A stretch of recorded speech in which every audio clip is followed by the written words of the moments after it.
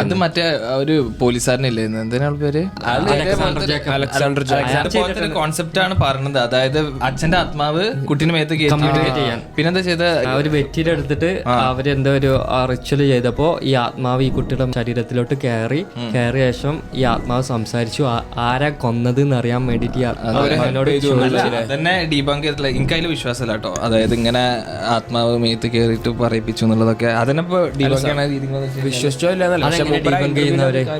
Debunk ചെയ്യുന്ന, അതായത് അങ്ങനെ ചെയ്ത ആൾക്കാർ, ഇങ്ങനത്തെ മന്ത്രവാദികൾ എന്താ ഹിപ്നോട്ടൈസ് ചെയ്യാൻ കഴിവുള്ള ആൾക്കാരായിരുന്നു അവര്. ബേസിക്കലി ചെയ്തെന്ന് വെച്ച് കഴിഞ്ഞാൽ അങ്ങനെ ഹിപ്നോട്ടൈസ് ചെയ്ത് ആ കുട്ടീനോട് തോന്നിപ്പിച്ച, അതായത് ആ കുട്ടീന്റെ സബ് കോൺഷ്യസ് മൈൻഡിൽ ഉണ്ടാകും, അതായത് എന്തെങ്കിലുമൊക്കെ ഒരു ക്ലൂസ് ഉണ്ടാവും ആരാണ് ഇയാളെ കൊന്നത് കാര്യങ്ങളൊക്കെ.